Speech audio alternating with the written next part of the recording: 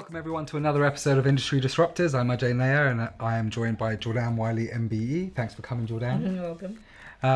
And today we have a very, very special guest, which I didn't think we would land, but we happen to have managed to have landed him, Julian Rogozinski. Hi everyone. Thank you Hi very Jay. much. Jordan, you okay? Yeah, good. Solicitor, partner at a very large law firm, JMW. Yep. Where do we start? How do did we you do it? start? How did you do it? How did little old Julian become the man he is? Gosh, we won't go right to the very beginning, but yeah, it's a good question actually. From law, I guess you can go from law school. Yeah. So for me, land law, real estate, right? That was something. That was your thing. That was my thing. Yeah. It wasn't many people's thing because it was probably one of the most boring topics of the degree. But for some reason, I took a shine to it, and it just went from there really. I was based in Manchester, so did all my studying in Manchester, and did my training contract in Manchester as well with Linda Myers, who were a sort of medium-sized firm at the time. They sort of helped steer me towards real estate, again because most people didn't want to do it. So, and then it just went from there. I joined JMW Solicitors in 2013. Wow. At that time, nowhere near the size of what they are now. But you joined the Manchester office, right? Yes, So did the London office come first or the Manchester office come first? Manchester. Came first. Yeah, so it was a Manchester-based firm. That's the hub, yeah. That's the hub. Yeah. Yeah. I think we've got about 500 now, based in Manchester alone. How many when you started in 2013? That's a good question. I want to say about 200, or there or thereabouts. Okay, so Maybe even a bit less. More than doubled in 10 years. Yeah, tripled, I would say. Tripled in 10 years. Yeah. That's incredible. And we opened our London office around about 2018. And for us, we've always been a national firm, but having just a base in Manchester, I wouldn't say hindering us, but it was holding us back from some opportunities that we could have had, in London. And we worked with a lot of clients in London, a lot of contacts, a lot of referrers like yourselves. But we just didn't have that base there. Yeah. So back in 2018, we just said, you know what, we're gonna give this a go. We had enough of a following then to try it out. I think the London firm, we had about between 20 and 30 people at the outset, and there's now around about 200 down just in our London office. So again, giving it a really good go. And for us as well, the key thing really was synergy. Right, so it's great having a London-based firm and a Manchester-based office, but it's how we create the JMW identity across both firms. Naturally, that's a challenge at the outset because there's different cultures within the London office, different ways of working, different client bases. So it's just getting Less friendly in London, eh? Less friendly. I don't know. We can be a bit grumpy in Manchester sometimes. Do you reckon? Hey. I don't know. We find that Northerners are far more chirpier and easier they to get are. on with. Because I'm there, you know what I mean? Well, that's true. They're not like you. Yeah, 100%. But no, I think we've really sort of made massive waves in that sort of synergy between both firms over the last couple of years. Is it true that you've set up a Liverpool office as well? Or have I just completely got the wrong end of the No, you're right. Oh, you Absolutely have? right, yeah. A little bit more off the radar, our Liverpool office, because it's a smaller base. Mainly our family team, part of our family team, should I say, are based in our Liverpool office. And again, whether that sort of evolves into something bigger, we don't know yet. But it's going well. Awesome. And we've been working with you for, is it 2 years? 2.5? 2.5 years? I think it's 2.5, Yeah. not far off 3 years now. Yeah. Because Yeah. I remember the first... I want to say like March next year will be 3 years. Yeah. No. March 2022. March 2022, I think we started working together. Yeah. And was that because you were doing deals where clients were using JMW and you... One specific client. It's and the you were just first time. impressed? Yeah, it was the first time I ever had a client working with you guys. Yeah. It's the first time I'd come across you guys. I'd seen your name dotted about because you've got a very distinctive logo. Yeah. Yeah, so I'd seen that, but then the client, his name was Steve, and he said to me, "Oh, you need to meet this guy," because I called him up. I said, "Steve, who are these people? They're brilliant." I was like, "Who's this guy?" He goes, "Oh yeah, no, I can't fault them at all. You need to meet them." And that's when he introduced us, and we had a chat on the phone, and Is I that had a the chat one with where you. he thought you were just chatting absolute debris? Yeah, absolutely.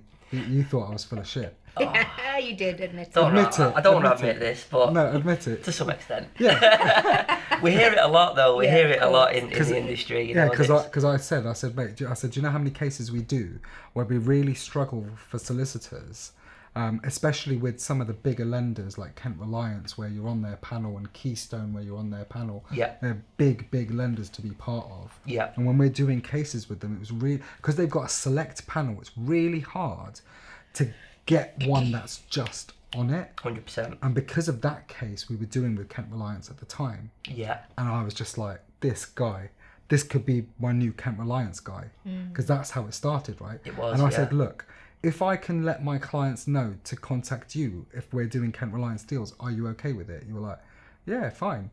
And I was like, mate, I can send you like 100, 150. I'll never forget that and conversation. you're just like, this guy's foolish. This He's going to send me 3 clients. whatever. But I paid lip service to it, didn't I? I was like, yeah, okay, great. because then I asked you about 6-7 months later, I said, you thought I was full of shit, didn't you? And you were like, yeah, I did. I did. I think we were out for some food or Because something. at that point you kind of got to know who I was, because we'd worked on so many deals together. Yeah. But I tell you, what you did for my clients was what made it happen. Yeah. Right? Because of that service you gave them. And then it goes on to that we love the word stigma. Stigma of solicitors, where people complain consistently about solicitors. I mean, some of it is warranted. I'm going to say, I 100% also fall into that category, where I get really frustrated. If you imagine the amount of cases that we do as advisors, and we've got to chase solicitors consistently, and this is like all the time, trying to figure out why they're not doing something, or why something hasn't been done. They haven't responded in 3 weeks, and then when they do respond, they don't even apologise. They respond as if they're responding the next day. Yeah. So, and obviously that wasn't the case with you guys. You were just on it consistently. I don't think I've ever actually chased a case. To be honest, I think I've only done about 6 or 7 cases with you. Yeah. Where Where I've you've chased. chased up, yeah. 6 or 7, but if you're out of 350 cases maybe we've done together. Actually, yeah. Yeah. I mean that figure speaks for itself. That says how good your outfit is.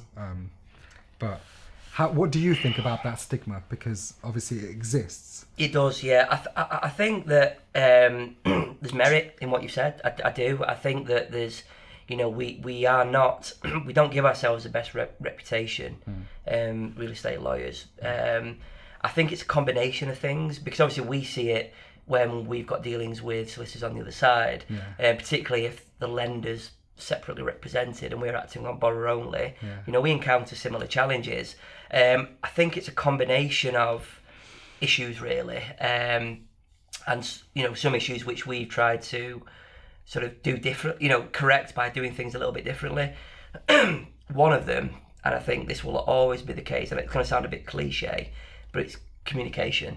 It's a really easy one. It's a really easy one, but it's amazing how much our industry falls short of it, particularly in the conveyancing industry. And there's many factors. One thing I will say about, just before I get on to that, one thing I will say about real estate and conveyancing in particular, it is very attritional. And what I mean by that is, the fee earners have a lot of cases on at any one time. There's obviously demand for a quick turnaround. You have clients who maybe are buying property for the first time in their life. It's a really big commitment. And so there's a lot going on and a lot of things to juggle. But, excuse me, I'm just choking as I'm talking. You're dying, mate. I'm absolutely dying. But one, I've come from a commercial property background, which is, my bread and butter. Completely different. So when I moved over to do more real estate residential work and work within a residential team, it took me a lot of adjusting to get to grips with how they communicate with clients and deal with the volume of work that they have at any one time, and it is a real challenge. Do you think a lot of them take on too much? I think some firms are guilty of that. Or they're just not organised, or is it a bit of both? A bit of both, Yeah. but I think sometimes it's missing some, it's missing a really easy trick, and one of them is comms. You know, it's really easy to pick up the phone, and it can actually save you, a complaint. It can save sometimes the transaction. If you're willing just to get on the phone first thing in the morning, ring, I call it sometimes, the 5 wolves at the door. Every conveyancer will have 4 or 5 difficult transactions where there's a couple of issues.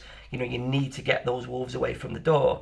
It's a really easy fix to pick up the phone and say, this is what I'm going to be doing on your matter today. These are the issues. If you don't hear from me, this is what I'll be doing. So it's trying to sort of build that culture into the team, really. I think we do it quite well.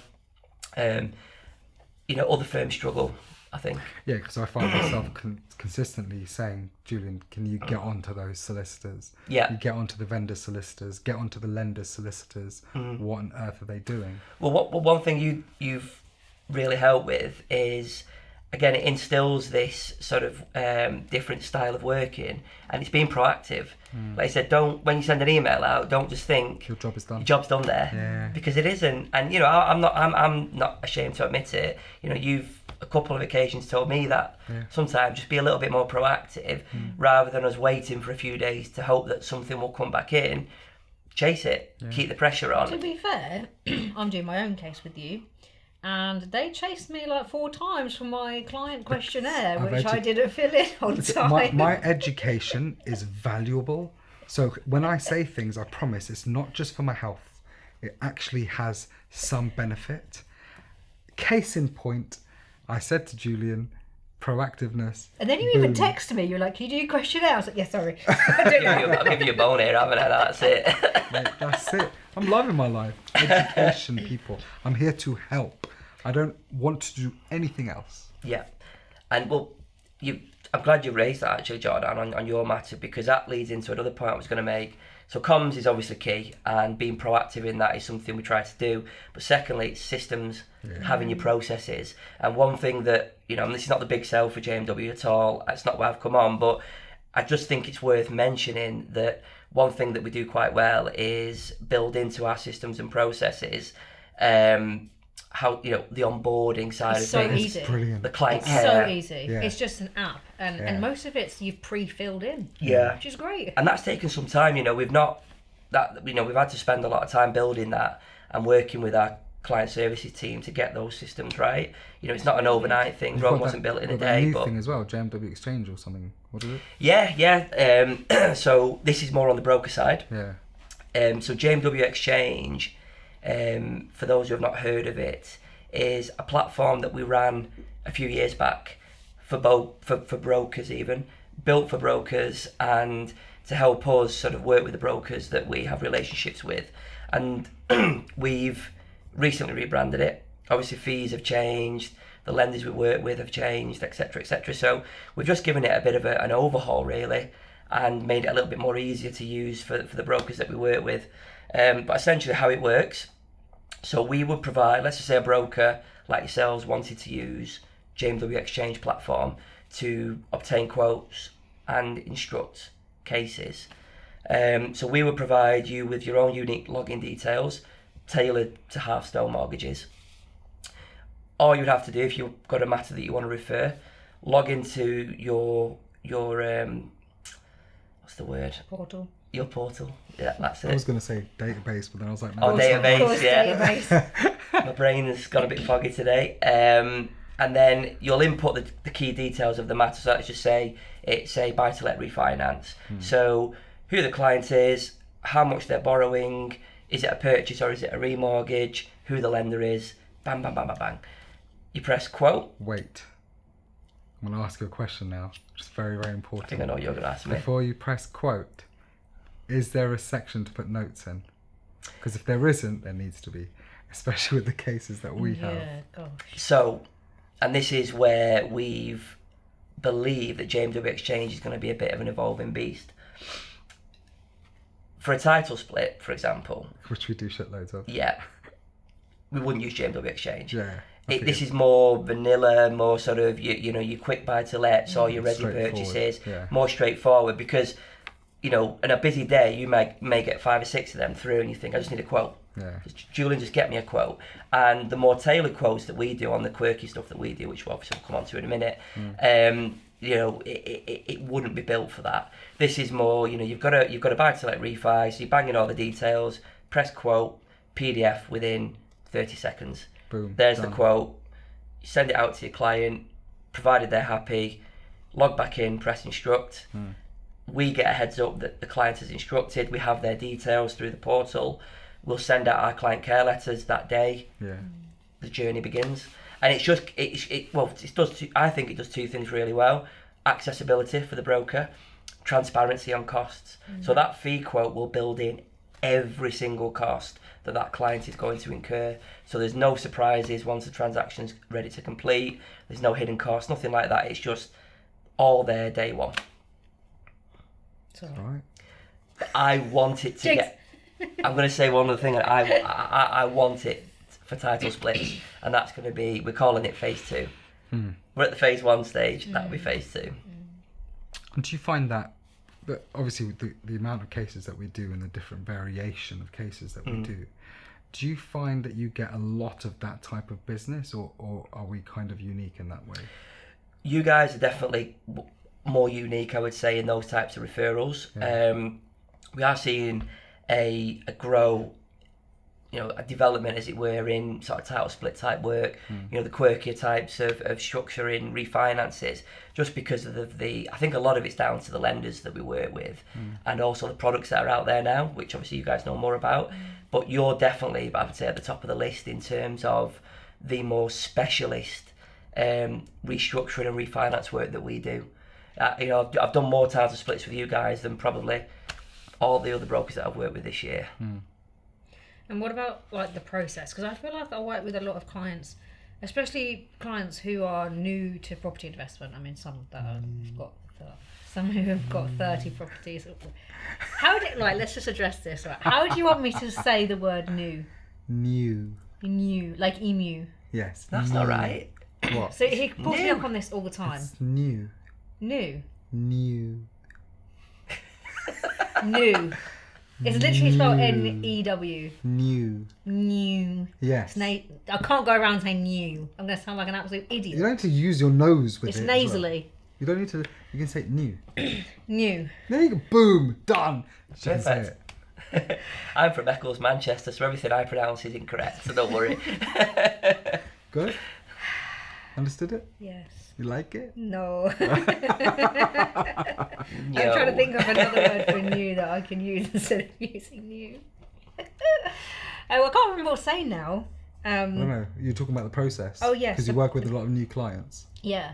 And I feel like a lot of them don't actually know the process. And I get asked a lot of questions, and maybe it would be good just for you to break down, like, a client's come in, you're onboarding them. Yeah. Then what? So, I guess... Well, no, let's actually start with what is the onboarding, and then go from there. Yeah, 100%. Yeah. Well, we can use, if you want, we'll use a title split as a bit of a... brand new one. Yeah, brand new one. Okay, brand new purchase. Okay.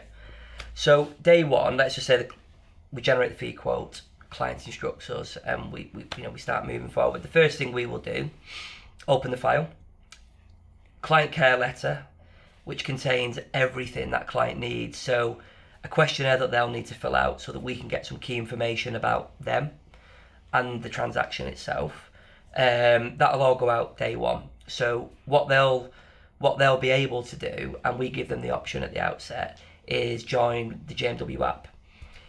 The JMW app works well it works well for all types of transactions, but particularly where we've got a matter on that needs to move pretty quickly, because the JMW app will basically gives the client the tools to be able to complete the onboarding process for themselves without printing paper, signing and returning. Very easy to do. It's quite easy to do, and I think we the instructions are good. So let's just say the client wants to use the JMW app. I can confirm.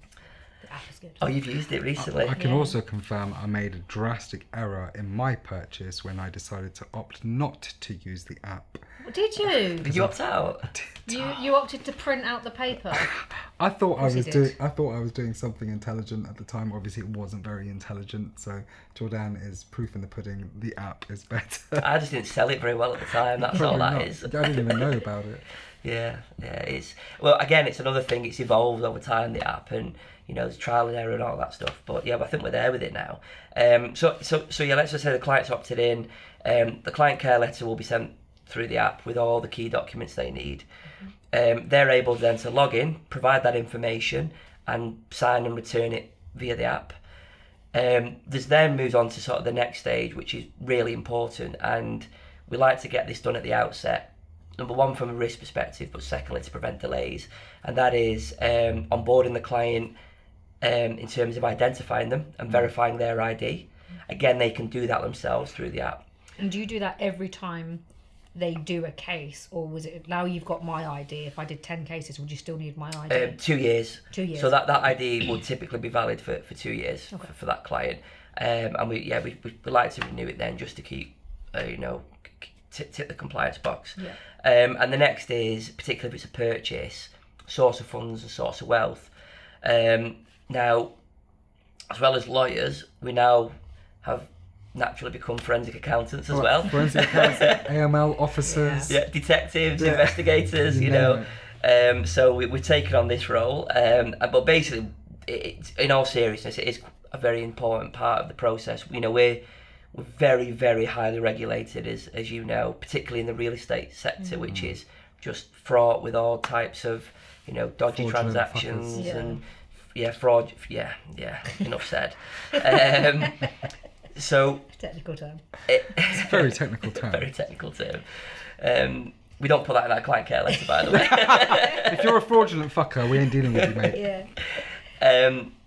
So there's two sort of key strands to this. The first is source of funds. So for a client that's purchasing, for whatever monies they're not utilising a mortgage product for, so let's just say it's the deposit and any other balance funds that they're using to top up the transaction. So this would include solicitors' fees, valuation fee, all that kind of stuff? Yeah, pretty much, yeah. There's anything that we know we're going to need in to complete this transaction, there or thereabouts, we've got to make sure we know where those funds are coming from. So it would typically be 3 to 6 months bank statements from the account which is held by our client. So if our client is a limited company, then they would need to have an account for that limited company. So not their personal account or anything like that. The base funds would need to come from that account. And the next is source of wealth. And that basically is how those funds have been generated. So a full trail of funds, so you can see legitimately where it has come from, Yeah. where it originated from. And we apply common sense to this, you know what I mean? A lot of it's self-explanatory. So let's just say the client provides us with a bank statement and it shows high salary, so money's going in, then we don't really need to go any further than that. They'll fill in the questionnaire and they'll explain where those funds have come from. If it's not directly from their source of funds, let's just say it's from a donor, a parent who's gifting them some monies, then we just need to dig a little bit further. So we'd ID the donor, we'd check their source of funds, etc., etc.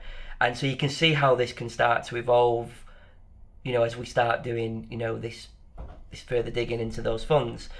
So I always say, look, let's just get that out of the way at the beginning. And the quicker we can tick those boxes, the better for everyone. So that's the next stage. As we get to know a client and we do more business with them, then source of funds, source of wealth, excuse me, becomes a lot easier because we've built a profile for that client. Yeah. So we know how they generate that income. Yeah. And you've probably done the remortgage where the funds have come from. Yeah, exactly right. But we're really transparent, there's a lot of guidance we issue at the outset. So if you've raised your funds from this or from a sale of a property, this is what we need. Yeah. Again, it's all about just giving as much info at the beginning to stop delays at the outset. Yeah. So that then takes place. During that process, and once we've had our client care back, we will make contact with the other side, confirm that we're instructed, request contract papers, etc. And we'll also order searches. So our search provider will actually contact the client directly, saves us having to get funds in from the client, again, avoids delays. Sorry. Sorry about that. Fuck you doing, bro? I just rushed you. Pinching him. Apologise. So that they will, so they'll contact the client directly, take payment directly, order the searches day one. So, yeah, that's pretty much how it all begins. So once you've done all that, and then you're going through post searches, then you go through to like The completion. DD. Yeah, the due diligence, and then dealing with the other solicitors and all that nonsense. Yeah, well, that's when the fun begins. Well, struggles with other solicitors is what I really want to touch on. Yeah. Because I see it every day. Yeah. I see what I go through. I see what you go through, and what the team goes through, and it's almost like we wish we didn't have solicitors. I think the biggest problem and the challenges that we've seen when we've worked together is purchases. Yeah. And it's Vendor solicitors. Yeah. Because they will go for the cheapest one-man band they could find just because it costs them less. And what I find is when you're paying less, they're generally not as good. Pay cheap, pay twice, as I always say. You know, it's true. I mean, it's luck of the draw. Anytime we're acting on a purchase, it genuinely is luck of the draw as to who the vendor will want to instruct. The more complex a deal is, you would expect a vendor to instruct a more experienced law firm that are used to dealing with the types of transactions that we deal with. But that's not always the case. And so what we have to do really is just try and navigate through that as best we can with as minimal disruption to the client and to getting the deal done. One of the things we would do, which we touched on earlier, is being proactive. So if the solicitor's not corresponding with us, you know, we need to try and get to the bottom of why that is. Sometimes it might be because they've not got clear instructions. Sometimes it's just because they're too busy or they don't have the resource to be able to progress the transaction. So we've got to get to the bottom of that. Pick up the phone, find out where they're up to, why we've not received the contract pack, find out why we're not getting replies to our inquiries. Chase is order of the day. But sometimes I think that what we try to do to overcome that is do some of the heavy lifting. Which, again, the title splits is a really good example of that.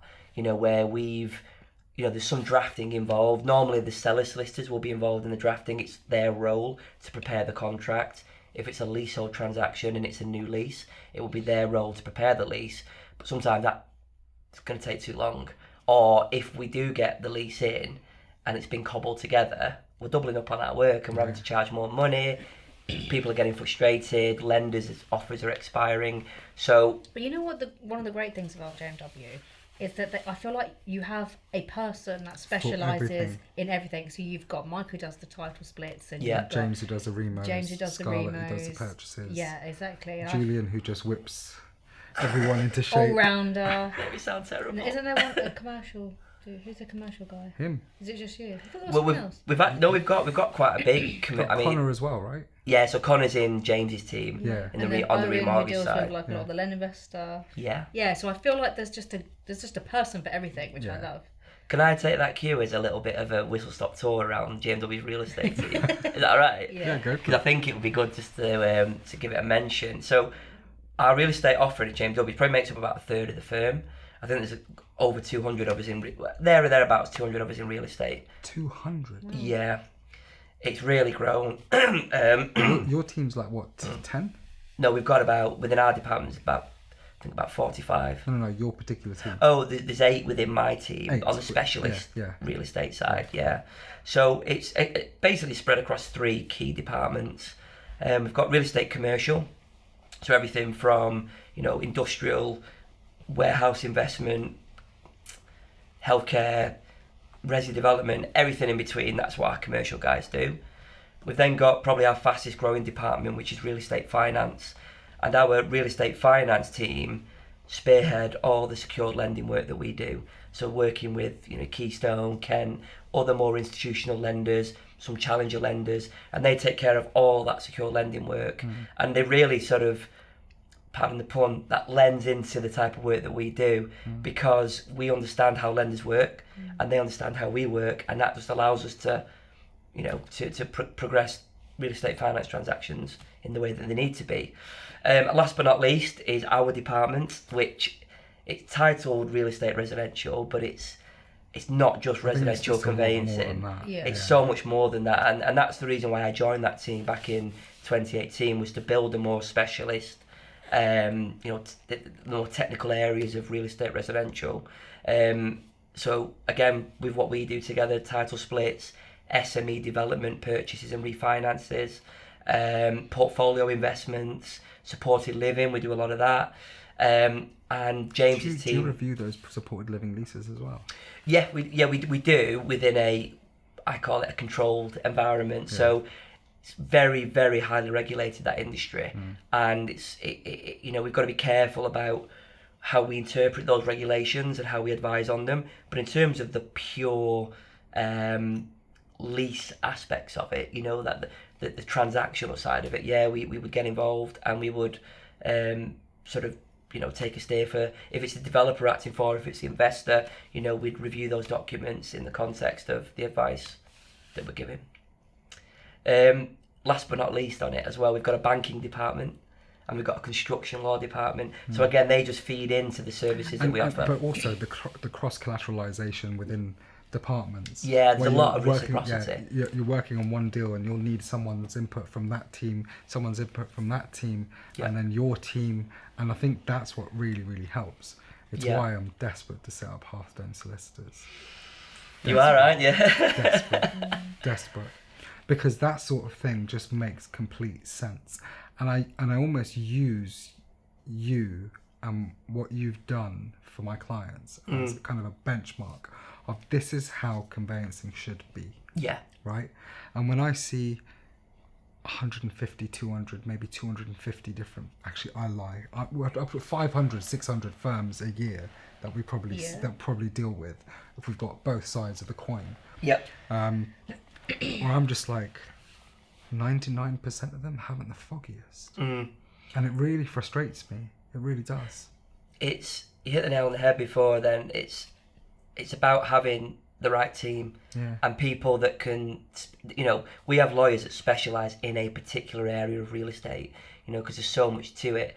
If I didn't have our banking team, I wouldn't be able to interpret debentures in the way that we do and give that advice. Yeah. If I didn't have our commercial guys, then I wouldn't be able to work around a commercial ground floor lease. You know what I mean? It's all about, it's holistic, isn't it? It's about having areas of specialism that allow us to come together and provide a complete service for that client, and that then unlocks the specialist refinance work that we work together on. Yeah, absolutely. But it's important. If one of those pillars aren't there, you're limited. You're consulting out. You're having to tell the client, we can't do that. That's not a service we offer. I hate that. It's not good. Hate that. Yeah. I can't stand it, which is why we do everything. Yeah. When it comes to lending, 100%. Like every type of property finance is because I don't want to say I can't do it, because I can do it. Yeah. I can do everything. And you can find a way. That's one thing working with you guys. You find a way to make a deal work. When I first started Hearthstone, I didn't know everything, but I learned everything. I studied for hours and hours and hours. I would call lenders consistently. What can you do? What can't you do? What's possible? If I had this, before I even had cases, I was finding out what was possible. Yeah. So I knew what I wanted to do within the firm. Yeah. And if, I never want to say, sorry, I can't do that, I'll refer you to someone else. Absolutely not. Not having it. Not having it. Well, the trust element evaporates then, doesn't it? Because the clients coming to you for those services, and you want to be able to get them in with the right people. Yeah. It's important. It's even like Julian qualified for equity release. We do equity release, right? And then we've got wills and estate planning. We do wills and estate planning, right? So it's just like everything can be done. Yeah. I did find it funny when you sent me the client care pack and it said, do you want JMW to do your will? I was like, no, bitch, I did it myself. We love it, don't we? We love the big Put that on sell. the form. No, bitch, I did it myself. Don't need you for that. Sorry. Absolutely. We tried. Before we wrap up, I do want to touch on, I don't know if you get this, but I seem to get this a lot. Go on. Undertaking, right? Oh. I have a lot of problems with undertaking because people don't know what it is. And the people who should know what it is don't know what it is. Don't know what it is. Yeah. Or Undertakings. Or they just don't. Yeah. Or they just don't pay it. Yeah. So, for example, I'll have clients. I'll say, "Can you pay the undertaking?" And they're like, "What is that?" Or I'll have a case in point. I've got a case right now that's about to complete, but the solicitor the client solicitor hasn't sent the undertaking to the lender solicitor. So we're not actually anywhere near completion because they've not even had the inquiries from the lender yet. Gosh, with you. Right. So client solicitor think, oh no, we're ready to complete. It's like, what are you talking about? You've not sent the undertakings. You've not received any inquiries from the lender. It's going to take you another 3 to 4 weeks. And I said I've been chasing that undertaking for months, right? And I've got identical case literally right now. And then they come back and they're like, oh yeah, I'm going to send it over now that we're ready to complete. I was like, it doesn't work like that. How do you not know that? I'm Sounds not a like a solicitor. lawyer not wanting to commit. That does. That's what that sounds like. What to me it sounds like, and I say this and take it with a pinch of salt, 2 ways: incompetence or not understanding the process of bridging. I think, yeah, there's elements of that for sure. Yeah. What I guess what would be helpful is giving initial overview as to what an undertaking actually is. Yeah. Just for anybody that does, I mean, people know what an undertaking is, but sometimes In this kind of context. in this context, it should hopefully give some sort of explanation really as to why solicitors can be and often are reluctant to give certain undertakings. So what an undertaking is, it's effectively a promise. A representation being given by that lawyer, which they have to be able to, under the Solicitor's Code of Conduct, fulfil what they're saying they will do. And if they don't, they're in breach of the Code of Conduct, and they will potentially, in the extreme cases, they can be struck off. Yeah. Struck off? Yeah, absolutely. Yeah, we're all we all have our own practicing certificates, so we are all accountable for any undertakings. Now, obviously, we give undertakings on behalf of the firm, but ultimately, it will come down to what lawyer has given that undertaking. So we naturally, being the risk-averse breed that we are, the most risk-averse I've ever come across. You are the least riskiest human I've ever met. Me? Yeah. Oh, yeah, we are. You are honestly, if anything is no, not doing that. I've got to be more at the commercial end of this. You'd wear a life jacket on a cruise, wouldn't they? Yeah, you would. You would. Scared of water. So, I mean, even as much as like an email saying you're going to do something, technically a lawyer, when they give that email, that's an undertaking that can be formally relied on. So obviously we take them seriously, and the key is for the lawyer is, and this is where, again, I don't think we always do ourselves much favours, you can only give an undertaking that for something that's within your control. So get in control. That's what I say. Get yourself, what is stopping us from giving this undertaking? We've not got funds. Speak to the client. Tell the client they've got to give us the funds, but also make sure our client is happy and understands that once we have given that undertaking, that there's no going back. And that's always really important. It's just making sure that the client understands that as soon as we lock this in, I'll have to pay that money once it's been demanded. And so that's really why undertakings are a bone of contention for lawyers. But there's ways that we can make things work when we're having to give an undertaking. First, again, being proactive, getting what you need from the client. But secondly, if we see this all the time, by the way, on refinances that we do where the lender is separately represented. So what we'll get through is a 10-page draft undertaking. Sign this.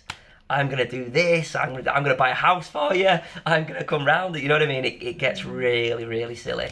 So we have to make sure that undertaking we give is that it works for us and that we're able to give it and that we control. No surprise that a lender solicitor will try and get you on the hook for everything.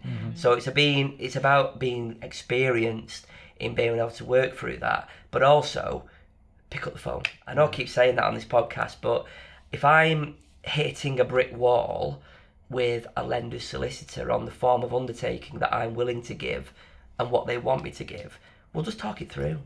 Because 9 times out of 10, if you get a solicitor on the phone, I can explain why I can't give it. And I would say to them, would you give that? They just hold up so many of my cases where I think everything is going great and it's like, well, the undertaking hasn't been paid.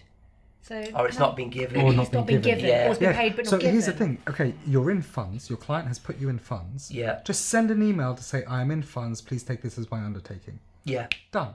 Simple. Yeah, absolutely. It's not hard. No. I almost want to draft the email, give it to them, and say, right, just send this, mate, right, so that we can proceed on this. Absolutely. But a lot of the times, I'll say to the client, "Have you paid the undertaking?" And they're like, "What's that? I haven't been asked for any undertaking." Yeah, they haven't been asked for it. Again, it's the comms at the outset, Exactly. isn't it? Yeah, it's all about Let the client. As communication. soon as we know this lender solicitor wants their fees paying, I know they're going to want an undertaking. So the first question I will ask you guys is, do we know how much? Is it on the offer? Do we know how much those legal fees are? Because at least then we can be asking the client, before we even get to, dealing with lender inquiries, we can be getting funds in. Because some solicitors are far more expensive than others. Yeah. So you need to know from the outset what that is. Yeah.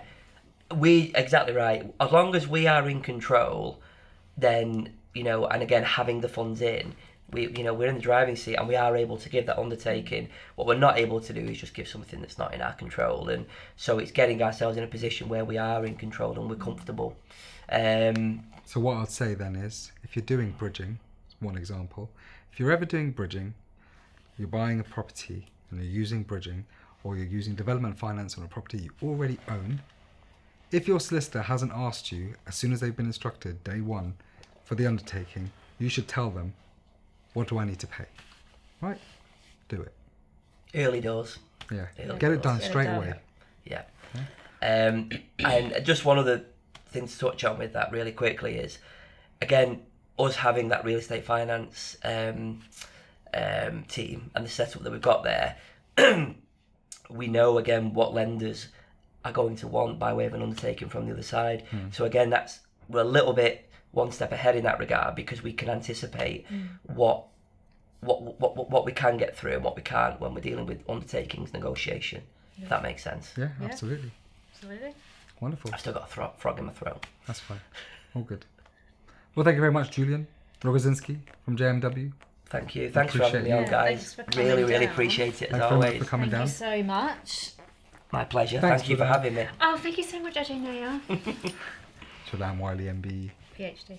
Oh, PhD. She thinks she's all that. I am all that. But thank you very much, everyone, for tuning in. Thank you very much to Julian once again for coming on the show. And we hope you enjoyed and got some good insights and maybe learnt a few things here and there. Please do like and comment and do the notification bell thing, whatever it is. I say that every time. I still haven't learned what it is myself, but I will learn one day, I promise. Your engagement, of course, helps us reach more people to help them progress in every single facet of property that exists. So thank you very much for tuning in. We hope to see you again very, very soon. And yeah, enjoy.